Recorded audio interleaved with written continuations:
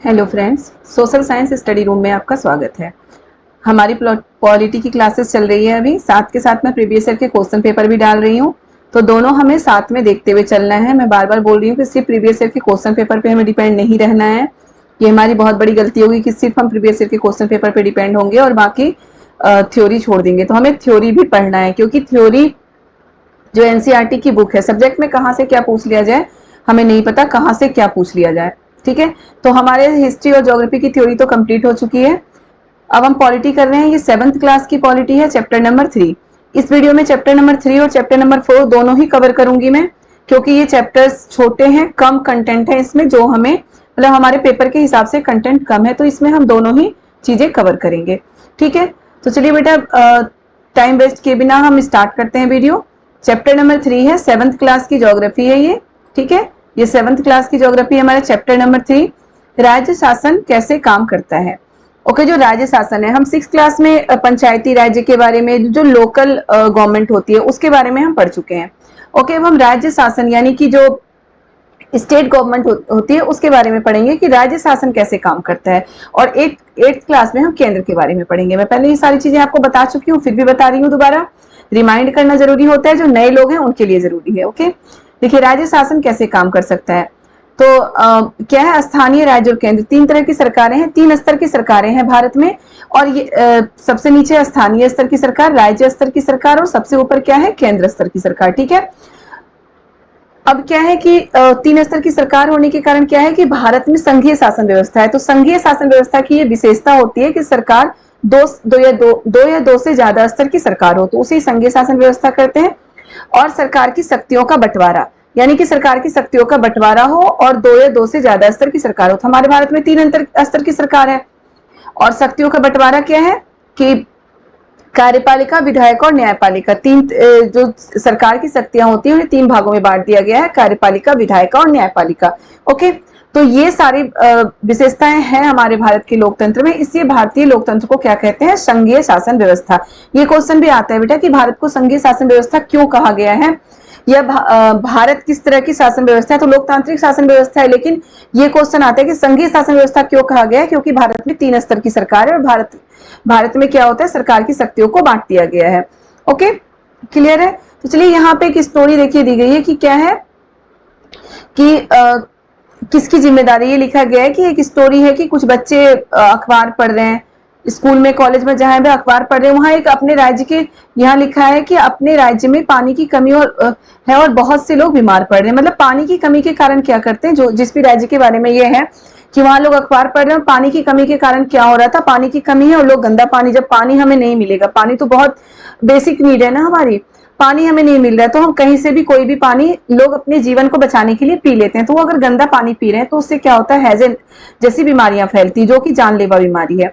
Okay, मैं पिछले chapter में आपको बता चुकी हूँ कि हैजा पानी से फैलता है, ठीक है, और बहुत ही जानलेवा बीमारी है और वो बहुत जल्दी बहुत सारे लोगों में फैल जाता है।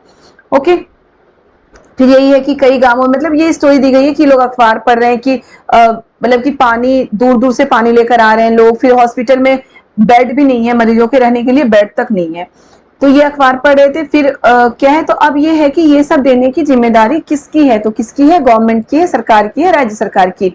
अब नीचे है, उस दिन दोपहर में, फिर उसी दिन दोपहर में क्या होता है कि जो बच्चे वहां न्यूज़पेपर पढ़ रहे थे, वही बच्चे जब घर जा रहे हैं तो क्या देखते हैं कि रास्ते में बहुत ज्यादा भीड़ है, लोग क्या कर रहे हैं, जुलूस निकाल रहे हैं, रैलियां निकाल रहे हैं। वो रैली क्यों निकाल रहे हैं, वही जो अखबार में पढ़ रहे थे कि पानी की कमी के कारण लोग बीमार हो रहे हैं, इस तरह की चीजें हो रही है। तो जो गवर्नमेंट है, मतलब राज्य सरकार जो है, देखिए क्या है, रैली के कारण सड़क बंद है, रैली वालों ने विधायक के घर पर घेराव किया है। विधायक जो राज्य सरकार में जो विधानसभा में बैठते हैं, राज्य सरकार में जो हमारे चुने हुए प्रतिनिधि होते हैं उसे विधायक कहते हैं। ठीक है, तो विधायक के घर का घेराव किया था और घेराव करने वालों में जो प्रमुख था वो कौन था, विपक्षी दल का नेता। ओके, जो विपक्षी दल, विरोधी दल होते हैं, यानी कि वैसे दल जो कि चुनाव में हार जाते हैं, वो क्या करते हैं कि हमेशा ही जो सरकार जो सत्ता में है उसकी कमियां वो निकालते हैं। और ये जरूरी है, विरोधी दल, विपक्षी दल भी होना जरूरी है, तभी हमें सरकार की कमियों का पता चलेगा।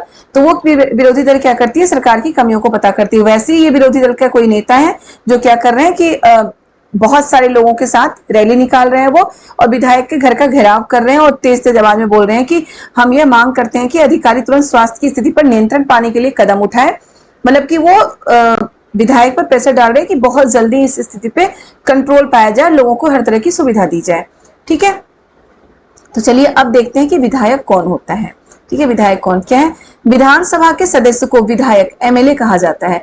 विधानसभा कहाँ पे होता है? राज्य में होता है, याद रखिएगा, राज्य में विधानसभा होता है।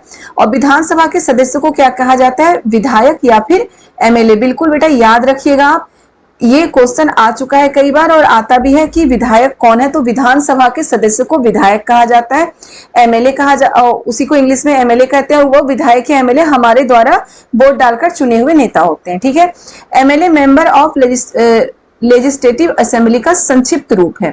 मेंबर ऑफ लेजिस्लेटिव असेंबली का संक्षिप्त रूप क्या है? एमएलए है। ठीक है, मतलब कि इसी का जो एमएलए जो है इसका फुल फॉर्म है member of legislative assembly. Clear है? का संक्षिप्त रूप है। एमएलए का चुनाव जनता द्वारा किया जाता है, जो मैं बता चुके हैं आपको। एमएलए का चुनाव किसके द्वारा किया जाता है? जनता द्वारा, यानी हमारे द्वारा ही एमएलए चुने जाते हैं। फिर वो लेजिस्लेटिव असेंबली के मेंबर यानी विधानसभा के सदस्य बन जाते हैं, हमारे द्वारा चुने जाते हैं। उसके बाद क्या होते हैं? वो विधानसभा के सदस्य बन जाते हैं। क्लियर है? और बन जाते हैं और सरकार बनाते हैं। फिर वही एमएलए मिलकर क्या करते हैं? सरकार बनाते हैं। जो पार्टी जीतती है, जो पार्टी 50% से ज्यादा सीटें ले आती है, उसी पार्टी का क्या होता है? मुख्यमंत्री चुने जाते हैं उस पार्टी से। इस प्रकार से हम कह सकते हैं कि विधायक जनता का प्रतिनिधित्व करते हैं। क्या होता है कि विधायक किसका प्रतिनिधित्व करते हैं? विधायक जनता का प्रतिनिधित्व करते हैं। तो विधायक के बारे में जो भी क्लियर है, एक बार फिर से मैं आपको बता रही हूँ कि विधानसभा के सदस्य को विधायक या फिर एमएलए कहा जाता है। एमएलए जनता द्वारा चुने हुए होते हैं। दूसरा पॉइंट, जनता के द्वारा चुने गए, मतलब वोट में चुने गए मेंबर को ही मेंबर एमएलए होते हैं।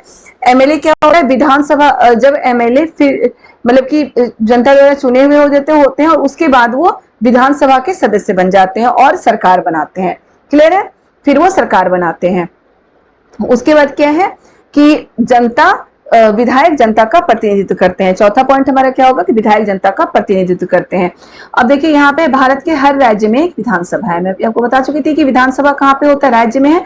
तो भारत के हर राज्य में एक विधानसभा है। एमएलए के बारे में क्लियर हो गया होगा आपका, विधायक के बारे में कि क्या है। ना हो तो आप कमेंट में मुझसे जरूर पूछेंगे। अब देखिए हर राज्य कई निर्वाचन क्षेत्रों में बटा हुआ है। उदाहरण के लिए यहाँ दिए गए मानचित्र को देखिए, इसमें क्या होता है कि हर राज्य कई निर्वाचन क्षेत्र में बटा होता है जब हम वोट देने जाते हैं। क्लियर? जब हम वोट देने जाते हैं तो क्या होता है, आप जितने भी बच्चे अभी पढ़ रहे हैं वो 18 ईयर्स से ज्यादा के हैं, बिल्कुल ज्यादा के हैं। सीटेट के लिए पढ़ रहे हैं आप, कॉम्पिटिशन के एग्जाम के लिए पढ़ रहे हैं, तो 18 ईयर्स के ज्यादा के होंगे। वोट तो आप डालते ही होंगे। तो हम वोट देने जाते हैं तो हम क्या करते हैं? अपने निर्वाचन क्षेत्र में ही तो वोट देते हैं। यहाँ पे जहां पे हमारा नाम है वही वोट डालने जाते हैं, कहीं और जाके तो हम वोट दे नहीं सकते। तो ये कि हर राज्य में कई निर्वाचन क्षेत्रों में बटा हुआ होता है राज्य। और देखिए हिमाचल प्रदेश में दिया गया है कि 68 निर्वाचन क्षेत्र है हिमाचल प्रदेश में। ये तो मतलब कि वो हिमाचल प्रदेश का दिया गया 68 निर्वाचन क्षेत्र। हर निर्वाचन क्षेत्र में जनता एक प्रतिनिधि चुनती है। अब क्या होता है कि राज्य कई निर्वाचन क्षेत्रों में बटा हुआ होता है। निर्वाचन क्षेत्र क्या होता है कि जहां पर हम वोट डालते हैं। ठीक है, जहां पर हम वोट डालते हैं उसे निर्वाचन क्षेत्र कहते हैं। और हर निर्वाचन क्षेत्र में क्या होता है? जनता एक प्रतिनिधि चुनती है। वहां पे कई मेंबर होते हैं, जो प्रतिनिधि होते हैं हमारे सामने, जो उम्मीदवार खड़े होते हैं, एक नहीं होते, कई होते हैं। ठीक है, तो कई उम्मीदवार खड़े होते हैं, उसमें हम एक को, जिसको ज्यादा वोट मिलता है, हम तो किसी को भी वोट डाल सकते हैं, जिससे ज्यादा वोट मिलता है उसे चुना जाता है। तो वही कहते हैं कि जनता ही तो चुनती है। तो जनता एक प्रतिनिधि चुनती है जो विधानसभा का सदस्य यानी कि विधायक बनता है। जैसे कि एग्जाम्पल में अगर हिमाचल प्रदेश में 68 निर्वाचन क्षेत्र है तो वहां पे हिमाचल प्रदेश में क्या होगा? 68 विधायक होंगे। क्लियर है? कितने होंगे? 68 विधायक होंगे वहां पे। आपने ध्यान दिया होगा कि चुनाव में लोग अलग अलग पार्टियों के नाम से खड़े होते हैं, इसलिए ये विधायक अलग अलग राजनीतिक दलों के होते हैं। अब जो विधानसभा में लोग बैठते हैं वो जो सत्ता मतलब जिसकी सरकार है या जो पार्टी जीत गई, सिर्फ वही नहीं होते, सारे ही राजनीतिक दलों के विधायक वहां पे बैठते हैं। ठीक है, 68 विधायक चुने जाएंगे और सभी वहां पे बैठेंगे। अब देखिए क्या है, निर्वाचन क्षेत्र क्लियर हो गया आपको? निर्वाचन क्षेत्र क्या होता है, विधायक क्या होता है, क्लियर हो गया होगा। अब है बहुमत। तो क्या होता है कि जो निर्वाचन क्षेत्र, अगर 68 निर्वाचन क्षेत्र है वहां पे, तो 68 निर्वाचन क्षेत्र में इसका आधा क्या हो गया? 34। 68 का हाफ 34 हुआ ना, तो 34 से ज्यादा जिस पार्टी को वोट मिल गया, मतलब जिस पार्टी को 34 से ज्यादा विधायक जिस पार्टी के होते हैं वही पार्टी वहां पे सरकार बनाती है, यानी कि उसी पार्टी का मुखिया, ये उसी पार्टी का क्या बनेगा, जो मुखिया होता है उस पार्टी का या फिर जो भी है उसका क्या बनेगा, मुख्यमंत्री बनेगा।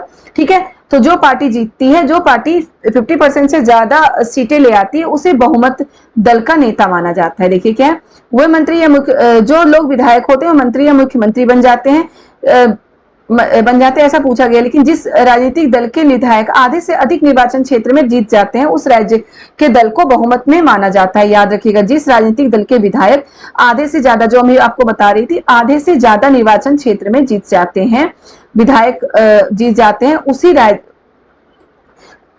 आधे से अधिक निर्वाचन क्षेत्रों में जीत जाते हैं, उस राज्य में उस दल का बहुमत माना जाता है, और वही फिर क्या होता है, बहुमत माना जाता है और वही मुख्यमंत्री चुना जाता है। ठीक है, बहुमत प्राप्त करने वाले राजनीतिक दल को सत्ता पक्ष और सबको विरोधी पक्ष कहते हैं।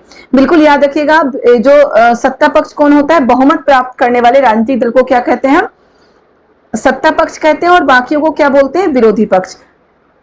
अब यहां से क्वेश्चन आ सकता है, घुमा के आ सकता है, इसलिए एक एक पॉइंट क्लियर करके आपको पढ़ना है कि इसमें देखिए ये क्वेश्चन है ना कि जो लोग विधायक होते हैं वो मंत्री या मुख्यमंत्री बन जाते हैं क्या, जो लोग विधायक होते हैं क्या अपने आप मंत्री और मुख्यमंत्री बन जाएंगे, तो नहीं। तो इससे रिलेटेड ये आ सकता है कि क्या मतलब क्या गलत है क्या सही है, तो इसके सारे पॉइंट आपको याद करना है कि आधे से अधिक, किसी भी राजनीतिक दल के विधायक आधे से अधिक निर्वाचन क्षेत्र में अगर जीत जाते हैं तो उस पार्टी का मुख्यमंत्री बनाया जाता है। ठीक है, उसको बहुमत माना जाता है, बहुमत दल की पार्टी मानी जाती है, उसी में से क्या होता है, मंत्री चुने जाते हैं और मुख्यमंत्री चुने जाते हैं।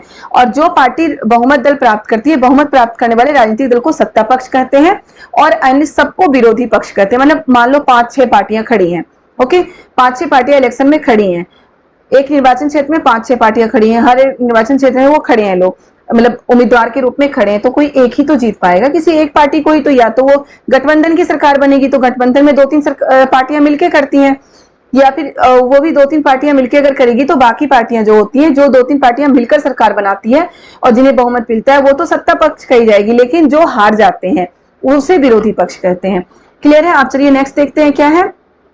विधानसभा में कुल विधायकों की संख्या 68 है, इसलिए बहुमत प्राप्त करने के लिए किसी भी राजनीतिक दल को 34 से अधिक विधायकों की आवश्यकता होती है। बता चुकी हूं मैं ऊपर की 34 से अधिक मतलब कि आधे से अधिक विधायक की आवश्यकता होती है, तभी उसे बहुमत प्राप्त पार्टी कह सकते हैं। एक एक पॉइंट बेटा जो भी मैं बता रही हूँ बिल्कुल ध्यान से आपको सुनना है, समझना है और पढ़ना है। ओके, नोट्स बनाते जाइए, मैं हमेशा से बोलती आई हूँ आपको कि नोट्स अपने हाथ से बनाते जाइए, बहुत ही हेल्पफुल होता है अपने हाथ से बनाया हुआ नोट्स, हमें वो याद रहता है लंबे समय तक। दूसरे के बनाए हुए नोट्स को हमें रटना पड़ता है, लेकिन अगर हम अपने हाथ से नोट्स बनाएंगे तो बहुत लंबे समय तक हमें याद रहता है, फिर हम उसे भूल नहीं सकते। ठीक है, अब देखिए आगे देखते हैं। विधानसभा ऐसा स्थान होता है जहां सभी विधायक, चाहे वे सत्ताधारी दल के हो अथवा विरोधी दल के, विभिन्न विषयों पर चर्चा करने के लिए एकत्रित होते हैं। इस तरह कुछ विधायकों की दोहरी जिम्मेदारी हो जाती है, एक विधायक के रूप में और दूसरी मंत्री के रूप में। ओके, अब दोहरी जिम्मेदारी, इसमें देखिए पहले तो चलिए ये देखते हैं कि विधानसभा पे क्या होता है। ये क्वेश्चन आ सकता है कि विधानसभा के बारे में क्या सही है, तो ये आ सकता है कि विधानसभा में सिर्फ जो सत्ताधारी पार्टी के ही विधायक बैठते हैं। बिल्कुल गलत है। विधानसभा में क्या होता है, सिर्फ सत्ताधारी पार्टी के विधायक नहीं बैठते, उसमें क्या होता है, सत्ताधारी और विरोधी दल दोनों के ही विधायक बैठते हैं। ऊपर भी मैं बता चुकी हूँ विधानसभा में दोनों के ही विधायक बैठते हैं। अगर 68 निर्वाचन क्षेत्र है तो 68 विधायक वहां पे बैठेंगे। ओके, और दूसरा क्या है, क्वेश्चन ये आ सकता है कि विधानसभा में कौन से विधायक की दोहरी जिम्मेदारी होती है। कैसे विधायकों की दोहरी जिम्मेदारी होती है, जो सत्ताधारी पक्ष के विधायक होते हैं। ठीक है, जो बहुमत प्राप्त पक्ष के या सत्ताधारी पक्ष के विधायक होते हैं उनकी दोहरी जिम्मेदारी होती है। पहले तो एक विधायक के रूप में और दूसरा क्या होता है, मंत्री के रूप में, क्योंकि वो विधायक तो है ही और दूसरे उनकी पार्टी जीत चुकी है तो उन्हीं को मंत्री भी बनाया जाएगा। अलग अलग क्षेत्र के अलग अलग मंत्री होते हैं, उन्हीं को मंत्री भी बनाया जाता है, तो उनकी दोहरी जिम्मेदारी होती है। क्लियर है? अब विधानसभा में एक बहस का दिखाया गया है कि एक बहस हुआ था, उसमें क्या हुआ, अलग अलग लोग जो विरोधी पक्ष हैं वो हमेशा ही सरकार के खिलाफ बहस करते हैं, सरकार के मतलब कि हर योजनाओं को गलत बताएंगे, उसमें कमियां निकालेंगे, ये विरोधी दल का काम होता है। तो इसमें एक विधायक, तो इसमें क्या है, अखंड गांव के में मेरे निर्वाचन क्षेत्र में पिछले 3 हफ्तों से में हैजे का कारण 15 लोग मर गए। वही हैजे वाली जो स्टोरी हम पढ़ चुके हैं उसी चीज पर यहाँ पे बहस हो रही है, जो विरोधी पक्ष है वो गवर्नमेंट पे प्रेशर डाल रही है कि अभी आपको सही करना है। वैसे ये सही भी है, बिल्कुल प्रेशर डालना चाहिए गवर्नमेंट पे। अगर गवर्नमेंट पे हम प्रेशर नहीं डालेंगे, गवर्नमेंट को ये नहीं बताएंगे कि कहाँ पे क्या प्रॉब्लम है या फिर जो गवर्नमेंट गलती कर रही है, जो कमी है उसमें, वो हमें भी बताने वाले कौन होते हैं? विरोधी दल होते हैं। ठीक है, तो विरोधी दलों का रहना बहुत ही जरूरी होता है। तो ये बस वैसे ही है, इसको पढ़ने की जरूरत नहीं है, क्योंकि ये तो क्या है, बहस है, मतलब कैसे लोग क्या क्या बोलते हैं, किस तरह से बहस होती है। अब क्या है, विधायक सामूहिक रूप से सरकार के लिए उत्तरदायी होती है। याद रखिएगा, जो विधायक होते हैं, सारे विधायक, मैं आपको वही 68 का एग्जांपल लेके चलती हूँ कि 68 अगर निर्वाचन क्षेत्र है तो 68 विधायक हैं, वो सभी सामूहिक रूप से उत्तरदायी किसके लिए होते हैं? सरकार के लिए उत्तरदायी होते हैं और जनता के लिए भी उत्तरदायी होते हैं। याद रखिएगा, सामूहिक रूप से सरकार के लिए, सरकार के काम के लिए उत्तरदायी होते हैं। अगर सरकार कोई काम कर रही है तो सारे विधायक उसके लिए उत्तरदायी होंगे कि वो काम गलत हो रहा है, सही हो रहा है, इसलिए विधायक उस पर उंगली उठाते हैं। सामान्य भाषा में सरकार शब्द से तात्पर्य शासन के विभिन्न विभागों और मंत्रियों से होता है। ठीक है, सरकार शब्द से तात्पर्य क्या है? बिल्कुल क्लियर है बेटा, याद रखिए, सरकार शब्द से तात्पर्य क्या है? शासन के विभिन्न विभागों और मंत्रियों से। शासन के विभिन्न विभागों और मंत्रियों से का मतलब होता है सरकार। सरकार का मतलब क्या होता है? शासन के विभिन्न विभागों और मंत्रियों को, जो उनके प्रभारी हैं, इन सबका सामूहिक प्रमुख मुख्यमंत्री होता है। सरकार का प्रमुख कौन होता है राज्य में? मुख्यमंत्री। सही मायने में तो यही सरकार का कार्यकारी हिस्सा यानी कार्यपालिका कहलाता है। सरकार में राज्य सरकार में कार्यपालिका कौन है? तो मुख्यमंत्री ही राज्य सरकार में क्या होते हैं? कार्यपालिका होते हैं। और विधायक दूसरी तरफ सारे विधायक जो विधानसभा में एकत्र होते हैं विधायिका कहलाते हैं। कार्यपालिका कौन कहलाएगा? मुख्यमंत्री। क्लियर करिए रखिएगा, जो कि यहाँ पे राज्य सरकार में कार्यपालिका कौन है? हमारा मुख्यमंत्री कार्यपालिका है। बिल्कुल क्लियर, आपको याद रखना है, लिख लेना है, मुख्यमंत्री कार्यपालिका है। देखिए मैं एरो भी कर चुकी हूँ। और जो विधायक होते हैं वो कौन होते हैं? विधायिका।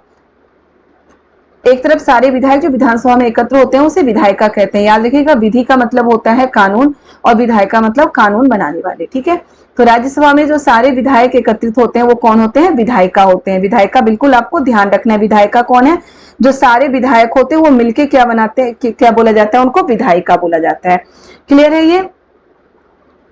अब चलिए आगे हम देखते हैं क्या है शासन की कार्यप्रणाली। विधानसभा, देखिए केवल विधानसभा में ही सरकार के काम के बारे में टीका टिप्पणी और सरकार की कार्रवाई करने की मांग नहीं की जाती। आप नियमित रूप से अखबारों, अब शासन की कार्यप्रणाली क्या है? यहाँ पहले तो हम ये देखते हैं, लोकतंत्र में अनेक माध्यमों के द्वारा लोग अपने विचार व्यक्त करते हैं और कार्रवाई करते हैं। लोकतंत्र में क्या होता है? अनेक माध्यम के द्वारा हम सरकार तक अपने विचारों को पहुंचाते हैं और कार्रवाई करते हैं, जैसे कि रैली निकालना, आंदोलन करना, भूख हड़ताल, हड़तालें करना, इस तरह के काम करके हम सरकार तक अपनी बातों को पहुंचाते हैं और अपनी मांगों को मानते हैं। तो एक तो विधानसभा है। विधानसभा में भी क्या होता है कि विधानसभा में लोग क्या करते हैं कि जो विरोधी दल के विधायक हैं वो क्या करेंगे? वो सरकार के कामों की कमी निकालते हैं और जनता की बातें सरकार तक पहुंचाते हैं और सरकार की बातें जनता तक पहुंचाते हैं। और यहाँ पे दूसरा हमारा प्रेस वार्ता दिया गया। प्रेस वार्ता क्या है? विधानसभा में चर्चा होने के थोड़े समय के बाद स्वास्थ्य मंत्री की प्रेस वार्ता की गई। इसमें विभिन्न समाचार पत्रों के प्रतिनिधि काफी संख्या में आए। प्रेस वार्ता में क्या होता है? समाचार पत्रों के प्रतिनिधि आते हैं, फिर जो मंत्री होता है, इसमें स्वास्थ्य मंत्री का एग्जाम्पल दिया गया, उनसे सवाल किया जाता है, फिर वो जवाब देते हैं और वो चीजें न्यूज में दिखाया जाता है और अखबार में छप के लोगों तक पहुंचती है। क्लियर है? तो ये दो चीजें हैं, प्रेस वार्ता और विधानसभा। और फिर रैलियां होती हैं, आंदोलन, इस तरह की चीजें होती है। अब यहाँ पे जो इंपॉर्टेंट चीजें हैं बस वही मैं बता रही हूँ आपको कि कानून बनाने की सबसे बड़ी संस्था कौन सी है? संसद है। बिल्कुल याद रखिएगा आप। कानून, कई बार ये क्वेश्चन आया है कि कानून का न्यायपालिका में बनाया गया, कोर्ट में बनाया जाता, नहीं बनाया जाता। कानून संसद में बनाया जाता है, लेकिन संसद में बनाए गए कानून में अगर संशोधन करना है, कोई कमी निकालना, तो वो सर्वोच्च न्यायालय जो होती है वहां पे, यानी कि सुप्रीम कोर्ट जो है, वहां पे उस कानून में संशोधन किया जाता है, कानून को बदला जा सकता है या कानून को रद्द किया जा सकता है। लोकतंत्र में विधायकों, एमएलए के रूप में जनता अपने प्रतिनिधि को चुनती है। बिल्कुल विधायकों को चुनती है लोकतंत्र में। राज्य लोकतंत्र में क्या होता है? जनता अपने प्रतिनिधियों को एमएलए के रूप में चुनती है। इसमें एक पॉइंट ये भी था कि जो मुख्यमंत्री की नियुक्ति कौन करता है? तो मुख्यमंत्री की नियुक्ति कौन करता है? एलजी करता है। ठीक है, देखिए ये कहीं पे है, इसमें मैं ढूंढ रही हूँ, अगर नहीं मिल रहा तो आप प्लीज इसे याद कर लीजिए। जो मुख्यमंत्री की नियुक्ति कौन करता है? एलजी करता है मुख्यमंत्री की नियुक्ति। ओके। एलजी मुख्यमंत्री की नियुक्ति करता है। बिल्कुल आपको याद रखना है ये चीजें कि मुख्यमंत्री की नियुक्ति, ये क्वेश्चन आ चुका है बेटा कई बार कि मुख्यमंत्री की नियुक्ति कैसे होती है, कौन करता है। तो मुख्यमंत्री की नियुक्ति कौन करता है, एलजी करता है। ओके। अगर और कुछ रह गया तो आप बिल्कुल इसमें से पूछ सकते हैं। मैं फिर से एक बार रिमाइंड कर देती हूँ। राज्य सरकार शासन, ठीक है, क्या क्या है जो हमारे लोकतंत्र में 3 स्तरीय शासन व्यवस्था है, राज्य, स्थानीय, राज्य और केंद्र स्तरीय। ठीक है। विधानसभा देखिए क्या है, विधायक कौन है, विधानसभा किस सदस्य को विधायक कहते हैं, वो विधायक हमारे द्वारा चुने हुए होते हैं, हमारे द्वारा वोट डालकर चुने हुए होते हैं। क्लियर है हर चीज। निर्वाचन क्षेत्र क्या होता है, बहुमत क्या है, विरोधी पक्ष क्या है। ओके। अब क्या है, विधानसभा के कुल विधायकों की संख्या कितनी होती है, मतलब कि ये तो बता ही चुकी हूँ कि अगर 68 ये है निर्वाचन क्षेत्र है तो उसमें 34 से ज्यादा सीट अगर किसी पार्टी को मिलती है तभी वो वहां सरकार बना सकती है। ओके। देखिए बहुमत और सत्तारूढ़, सत्ता दल और बहुमत, ये बता चुकी हूं मैं आपको। देखिए यहाँ पे है मुख्यमंत्री का चयन, ये वाला हमें देखना है एक बार।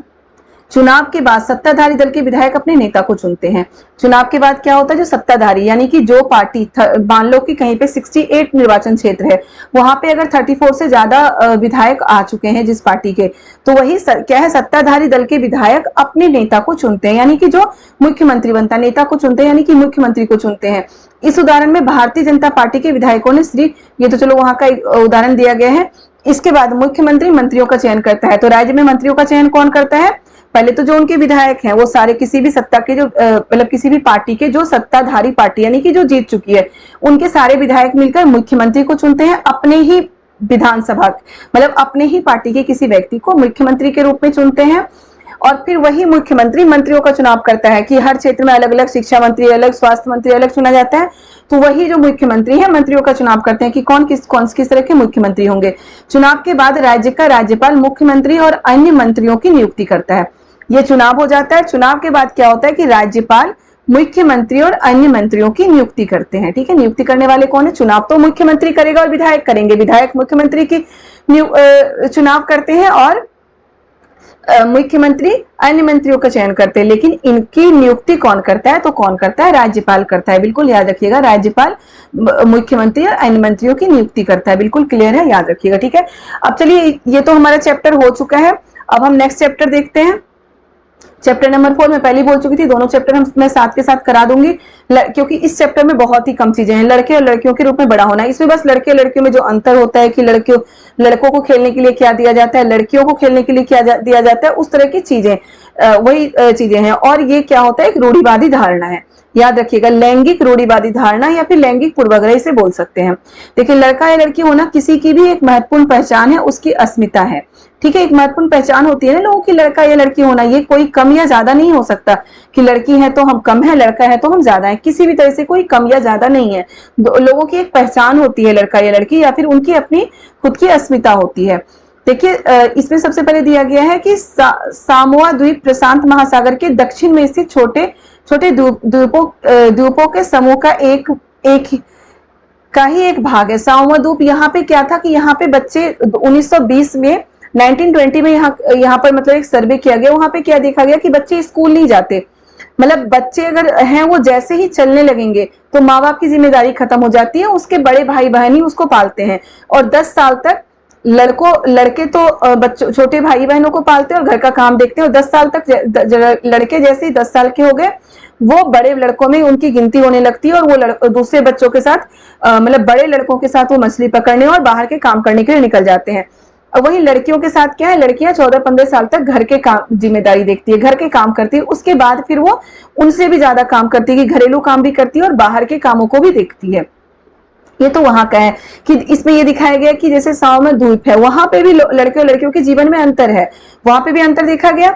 अब है कि देखिए, 1960 के दशक में मध्य प्रदेश में पुरुष के रूप में बड़ा होना। 1960 के दशक में 1960 में मध्य प्रदेश में क्या देखा गया था कि लड़के और लड़कियों के लिए अलग अलग स्कूलें चला रही। कक्षा 6 में आने के बाद लड़कियां अलग अलग स्कूल जाते हैं। ठीक है। लड़कियों का स्कूल अलग होता है, लड़कों का स्कूल अलग होता है। लड़कियों के स्कूल में क्या होता है कि एक आंगन होता है और वहीं पे वो खेलती हैं। कहीं उन्हें मतलब स्कूल के बीच में एक आंगन सा होता है, वहीं पे उन्हें खेलना और कहीं भी इधर उधर जाने की उसको मतलब कि उनका राइट नहीं है, कहीं भी इधर उधर वो जा सकती हैं। और लड़कों के स्कूल में क्या था, खुला मैदान था और कुछ भी नहीं था, मतलब कोई बाउंड्री नहीं, कुछ नहीं, खुले मैदान में वो खेलते हैं।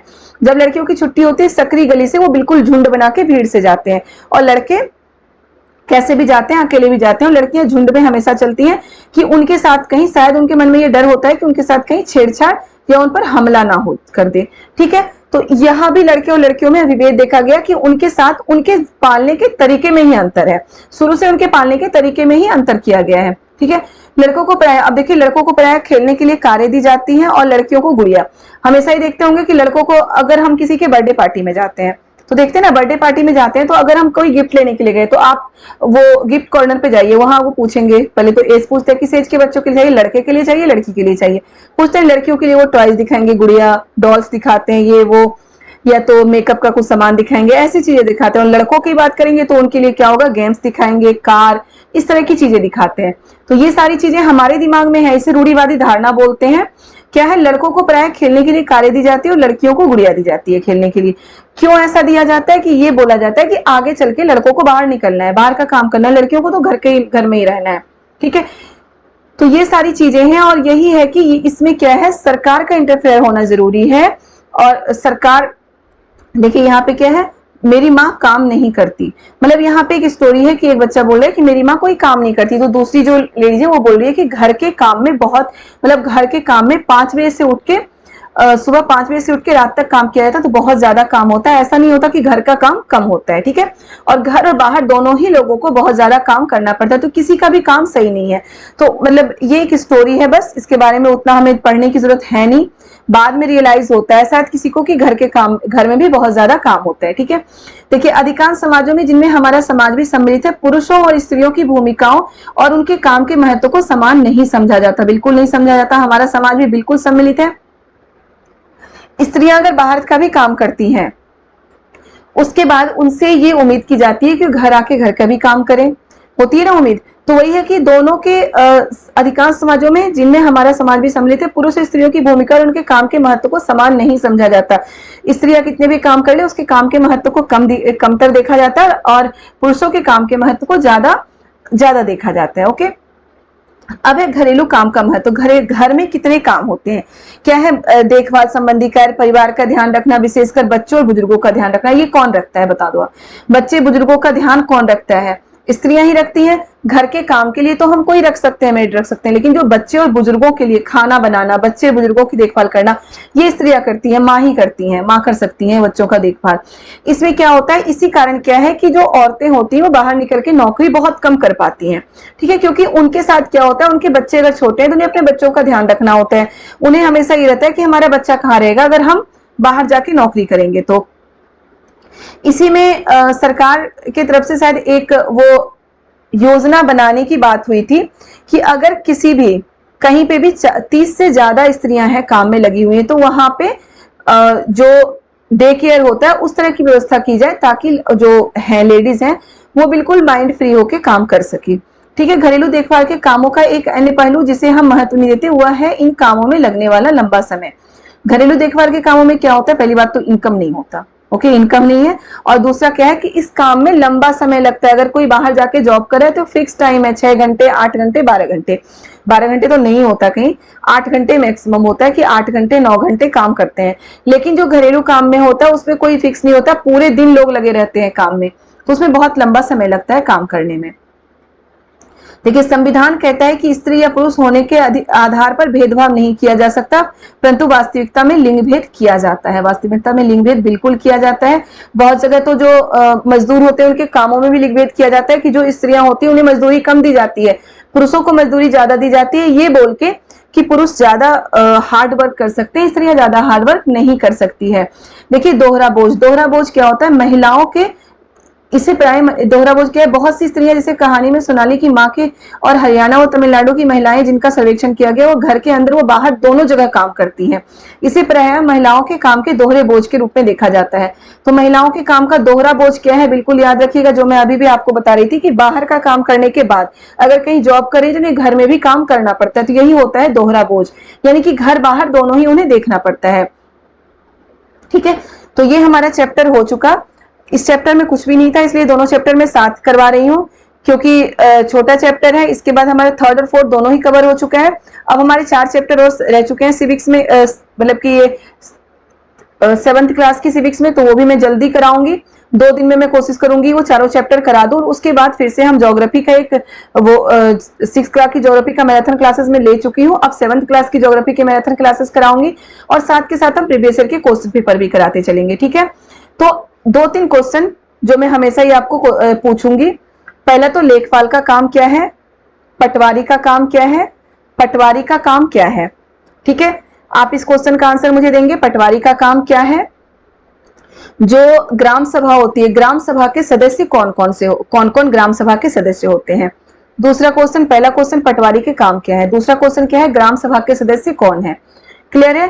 2 क्वेश्चन के आंसर आप प्लीज अभी जो लास्ट अभी मैंने जो डाला था प्रीवियस ईयर के क्वेश्चन पेपर, उसमें आंसर आया हुआ है। मुझे बहुत खुशी हुई आंसर देख के, चलो कोई तो जाग रहा है, कोई तो रिस्पॉन्स कर रहा है। तो प्लीज आप सभी रिस्पॉन्स करिए। मैं 2 या 3 क्वेश्चन ही पूछती हूँ।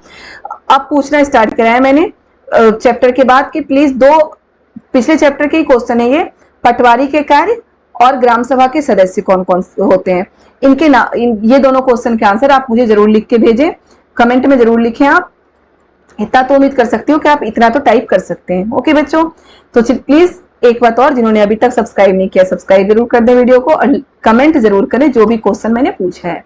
ओके, बाय बाय बच्चों।